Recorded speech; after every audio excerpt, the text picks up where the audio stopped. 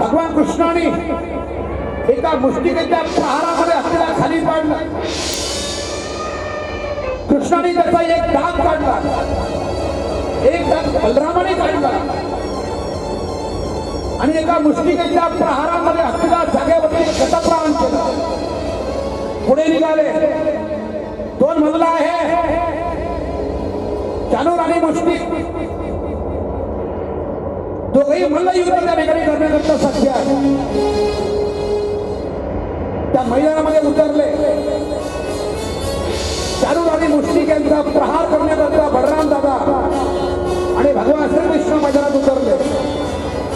कृष्णाकरता बारीक पोर आहे आणि चानूर आणि मुष्टिकाची शरीर अशी अतिशय ताकदवर आहे. तरी मात्र मल्ल युद्ध करण्याकरता मैदानात उतरले. घनघोर असा युद्ध झाला. बराच वेळ ते युद्ध चालू होतं. कोण कोणाला मारणार ही सगळ्यांना प्रतीक्षा लागली. मथुरेचे सर्व लोक पाहत आहे. कृष्णाचं काही खरं नाही, बलरामाचं काही खरं नाही. हे चानूर मुष्टिक ताकदवर आहे. एका क्षणात संपून टाकतील आपल्या दोघांनाही.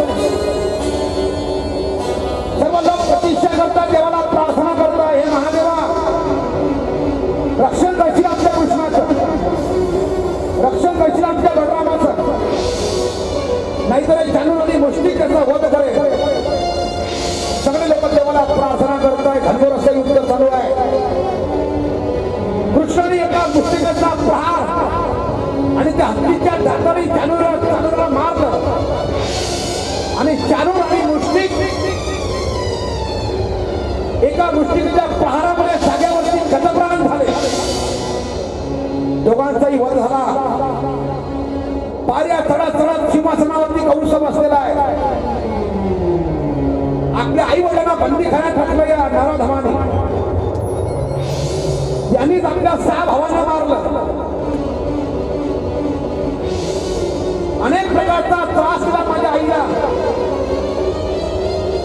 बराच दिवसापासून माझ्या आई वडिलांना त्रास दिला, बंदीखान्यात ठेवलं. पायऱ्या चढत चढत भगवान परमात्मा सिंहासनापर्यंत गेला. कंसाला धरला फरकत खाली ओढला.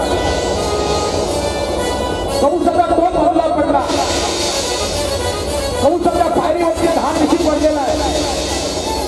कंसाच्या अंगावरती भगवान श्रीकृष्ण बसले. सांगितलं मामा आहे लक्षात आकाशवाणी. काय सांगितलं होतं आकाशवाणीने?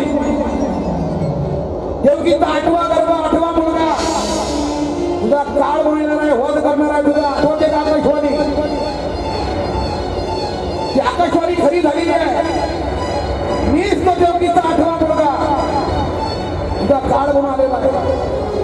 मामा आजपर्यंत भयंकर त्रास दिला माझ्या आई वडिलांना. बंदीखान्यात ठेवला त्यांना. नाही प्रकारचा त्रास दिला. माझ्या 6 भावांना मारलं असतं. संपला तुझा खेळ.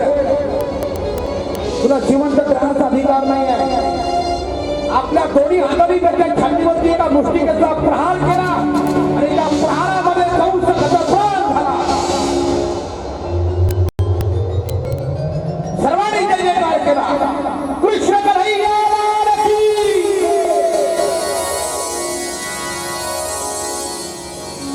एक दिव्य